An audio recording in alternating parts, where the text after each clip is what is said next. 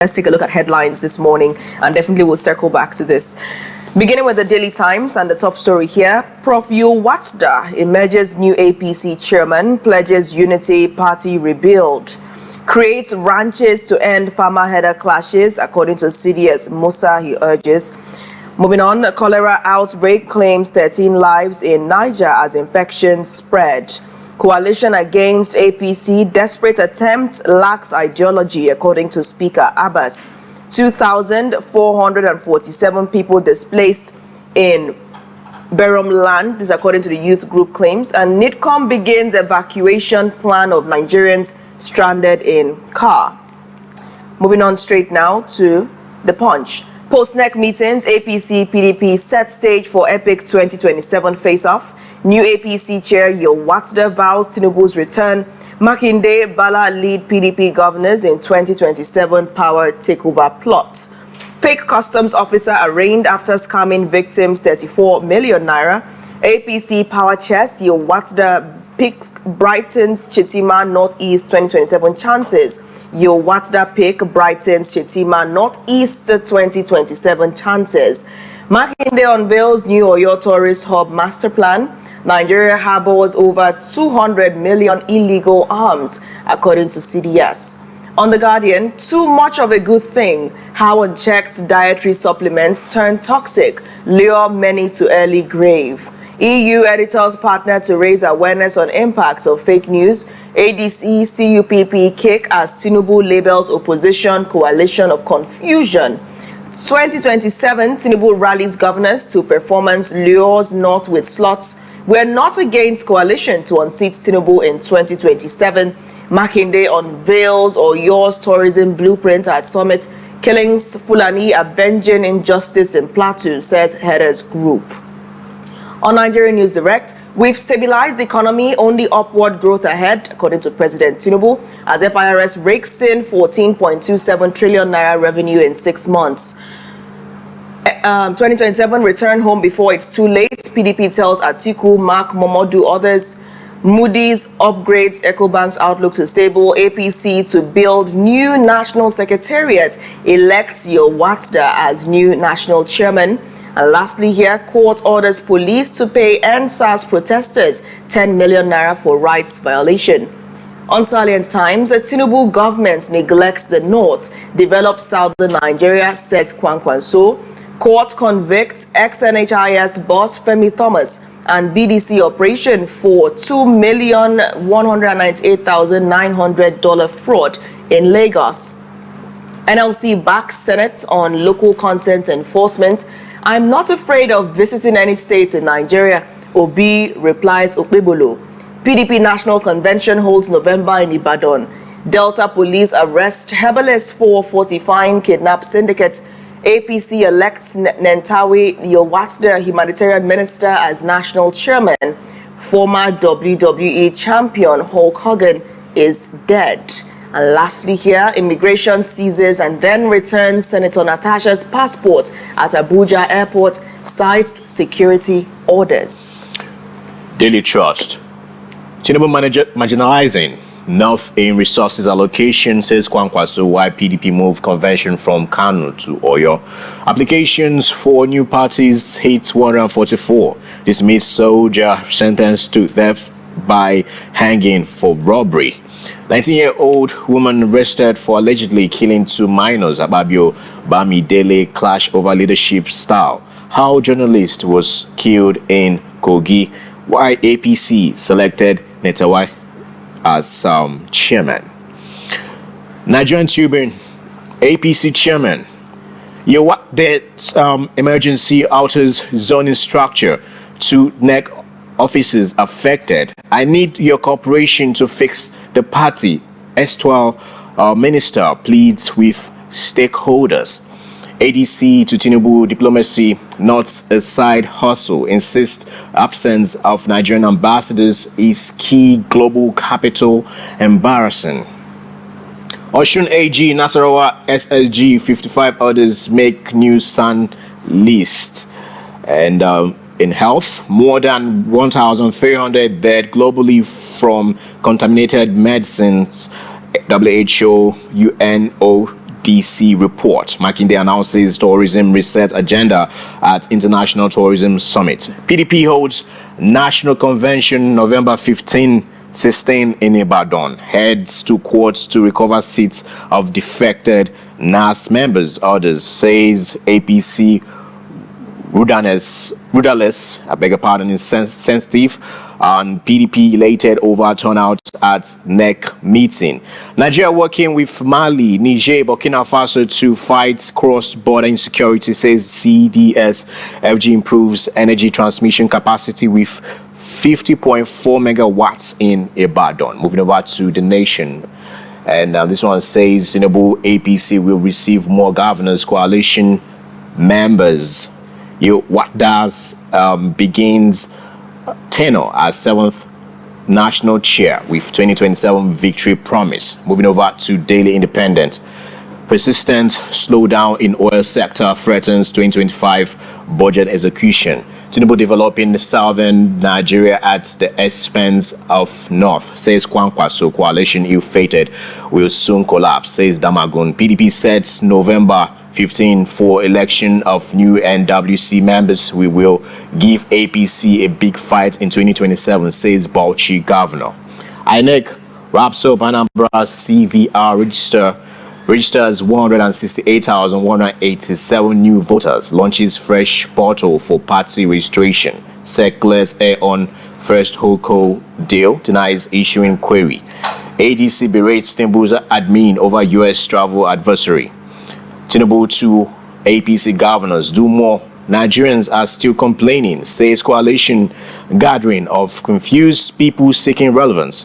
New APC chairman Yowata pledges inclusiveness, party unity, declares 2027 is a done deal for APC. Lastly, right here on Daily Independent. EU editors collaborate to fight fake news, disinformation. Moving over to Vanguard. 2027, Tinubu mocks coalition as Yowata emerges APC chair, says its coalition of confusion asks APC governors to reduce hardship in rural areas. We will unite, expand APC, attributed to Yowata. Uzodinma Loud's president's reforms moves a motion to restructure APC leadership. Tinubu APC unsettled by ADC's rise, says Abdullahi. Fix Nigeria before meddling in our affairs, says Atiku. And this one says EU editors collaborate to fight fake news, disinformation. INEC vetting 144 applications for registration as parties. Court orders police to pay NSAS protesters 10 million naira over rights violation. And PDP zones presidency to south. Moves convention to Ibadan. Vows to recover defected lawmakers' seats. Defectors will return if attributed to Wabara. Coalition defectors flocking back to PDP, says Damagun. We are ready to take back defectors, says Bala Mohammed. LPPC OK's 57 lawyers for elevation to San rank. I am not afraid of visiting any state, PWB reveals or replies Obebolo. And lastly, right here, insecurity, 50 million small arms, light weapons circulating in West Africa, attributed to the CDS. All right, thank you, Oji. So You're many welcome. headlines. Interesting headlines there. Let's come now to Mr. Obetta. Vanguard, the 2027 Tinubu mocks coalition. He calls it a coalition of confusion. And it's great that you are the deputy chairman of ADC Enugu State. I'd like to gain your reaction to the remarks of Mr. President. Okay, thank you very much. You see, somebody that is afraid of a coalition is someone that is always looking at what the coalition is doing. The federal government led by President Bola Ahmed Tinubu are unsettled because of the strength of the coalition. If you want to talk about a confused entity, it is the ruling party of the federal government of Nigeria. And they have put Nigeria in a more confused state. And saying that the coalition is a coalition of confused people is an irony. So I want to say that that statement is illogical, because a child in Nigeria knows that the government of the day is already confused. People are hopeless, and the renewed hope is no longer working at all. We are in a hopeless state. A lot of states are under anarchy. There is insecurity everywhere.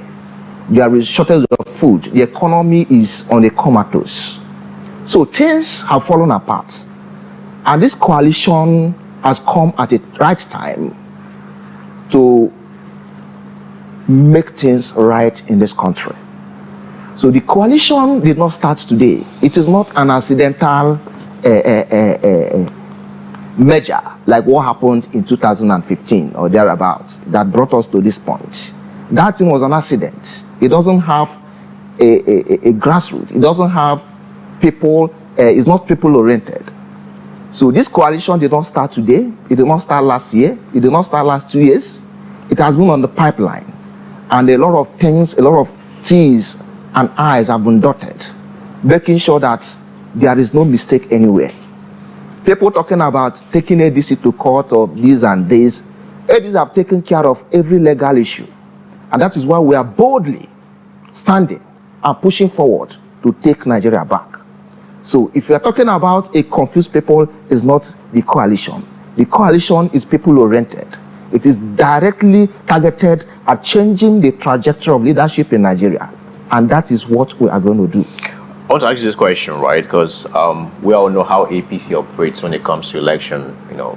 But I want to ask you, how is ADC prepared to match the APC-led government type of elections, aura for aura?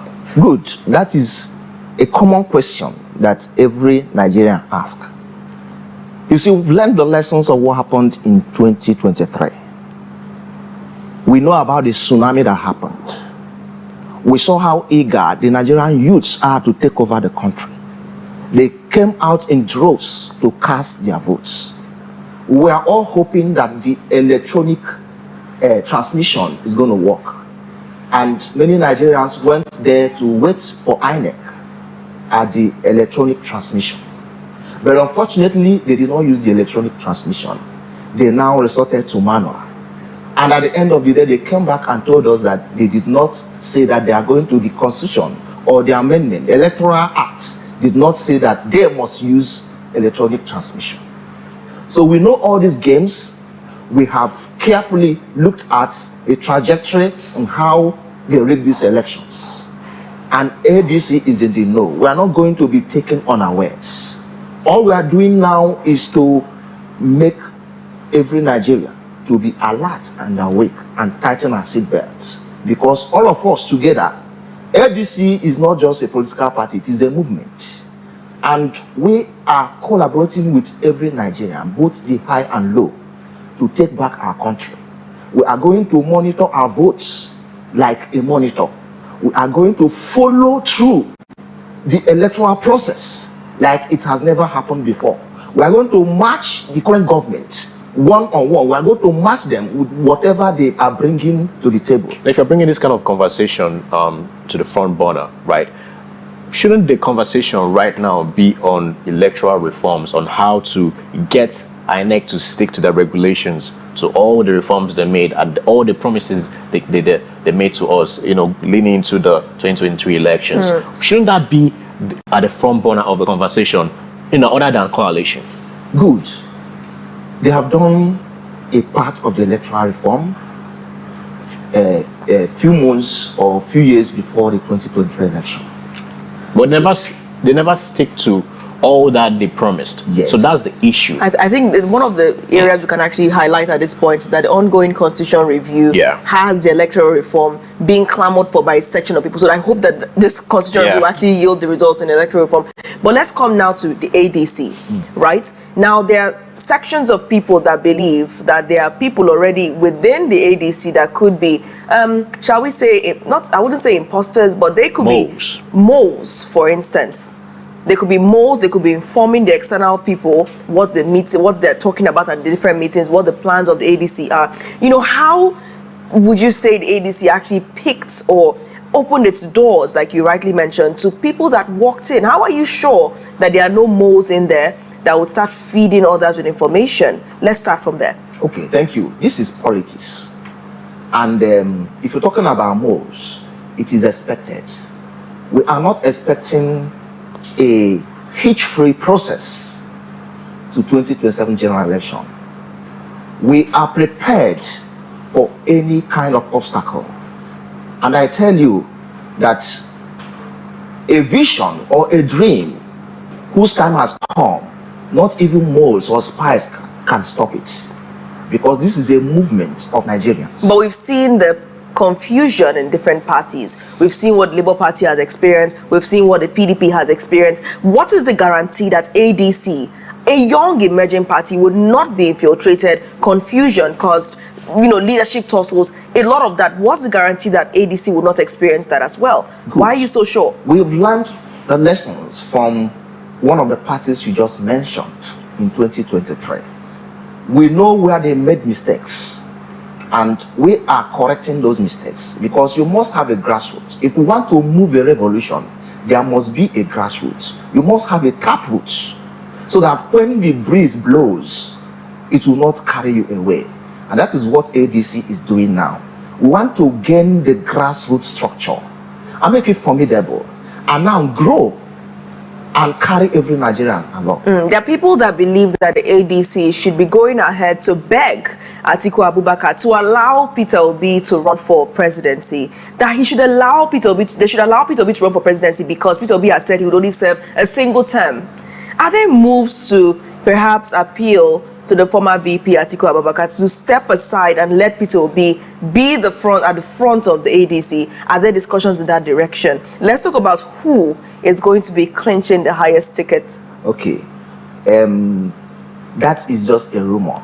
ADC cannot stoop too low to begin to beg a candidate to step down for the other. We have a very powerful internal democracy in ADC, and we give everybody a level playing ground. But who do you think ADC should be supporting at this point in time? Someone that says he would serve a single term, or someone that also has that equal tenacity when it comes to wanting to be president? I mean, this would not be the first time he'll be running. What happens is that Nigerians fail to understand that we are still in 2025.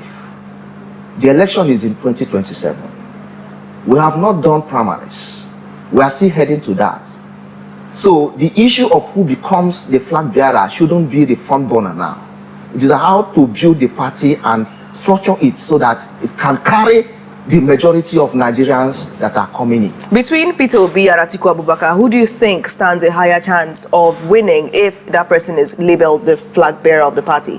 Well, that should not be the point of our discussion. Why not? Because all of them have great chances of clinching the presidential candidates. But they have a strong footing. The rotation is still... have a large followers. Right. So it is the responsibility of the party to see a transparent,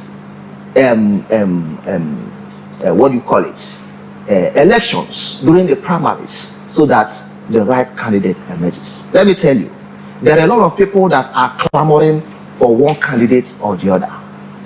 There is a room for such people to come in now and preside, because during the primaries, it is the delegates that have the opportunity to vote the candidate who will become the flag bearer of ADC. So if somebody is clamoring for any candidate, the best thing for the person to do now is to come into ADC and become the part of the stakeholders or the people that are going to decide who becomes our flag bearer. What is the membership like of ADC in Enugu currently? How much participation are you seeing from Enugu residents? What's the size? We are seeing a large turnout of people. Every day we are seeing a large number of turnouts. I cannot particularly state the number right now, but I want to tell you that over 50% of eligible people in Enugu, when I say eligible, people that have voters card, because it's not just everybody. Everybody doesn't have voters card. So we are targeting the people with voters card. They are the people that will decide what is going to happen in 2027. Over 50% of people that have voters card in Enugu State are already partnering with ADC. And I tell you, it's going to be something more than tsunami in 2027 general election. All right. I want to ask this question, right? You said something that the floor is thrown open, that every individual right there have the equal chance to, clinching or being the flag bearer of ADC. But and you talked about the clamor, that each party, they have people clamoring for them. But which clamor is the loudest? And now, as you stated, everybody got their own equal opportunity clinching the ticket, being a flag bearer of the ADC. You're talking about Atiku Abubakar, Amechi is there, and Peter Obi is there. If you guys are apparently going to toe that path, is this not somehow trying to alter the rotation, that we experience right now? Is still 4 years for the South after this 4 years, of our president, Bola Ahmed Tinubu? It still remains 4 years for the South. Are we or ADC also planning to alter going to the North, which you stated that is an open playing field, for every individual right there to clinch the ticket? Thank you very much. I want to remind you that the rotational presidency of the team is not constitutional. Yes, it's a gentleman agreement. It's a gentleman agreement, and it was purported by a particular political party. So that is why the African Democratic Congress is very different from every other political party in Nigeria. We are running a value-based political system. And when you talk about value-based, we allow internal democracy to reign. Let the person that have the majority vote fly the ticket. You understand? ADC cannot impose a candidate on its people, on Nigerians. So let the people that have the larger popularity go. So that is why we are throwing the door open to any eligible person that wants to vie for presidency. Come in and wrestle for the ticket in the primaries. But to be fair, what I'm actually trying to point out right here, to be fair, right, is still the turn for the Southerners, right? Why would Atiku Abubakar be there to also contest for the ticket? That turn you said for the Southerners, you are the one that is just making that. I think, to be fair. Right. You understand me? Yes. So it is not in our constitution to say that the ticket must go to the South or to the North. So that is where ADC is standing. All right. We're already out of time at this point. Thank you so much for joining the program today. And we will continue to monitor. We'll see how this expands in the state. We'll continue to follow this up. Thank you once again, and big congratulations on your new office. Big congratulations. Thank you very much. Thank you. All right. Now, you recall that Governor of Enugu State, Dr. Peter Mba, recently rejigged his cabinet, swearing in a new head of service, 6 new commissioners, and reassigning 3 others. One of the commissioners who was reassigned was the Commissioner for Water Resources, Dr. Felix Namani, who was moved laterally to the Ministry of Labor and Employment. In just a few moments, we'll be joined by him to tell us how he feels about this development. What's next for the Ministry of Labor and Employment? The Morning Show returns in seconds. Stay tuned.